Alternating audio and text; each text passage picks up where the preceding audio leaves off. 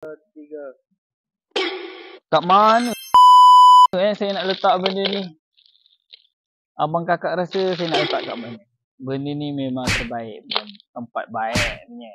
Sinilah abang kakak, saya nak tunjuk tempat letak kandy. Tempat letak kandy dia kat sini. Kita boleh letak container. Customer ni pilih, dia ada container 9 petak container.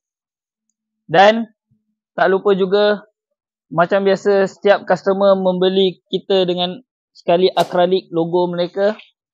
Pushcart ni dia datang dengan color. Base dia color putih, siap ada pintu di bahagian dalam.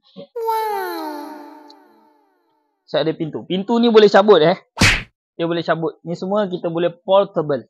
Dalam dia siap ada plug lagi. Plug.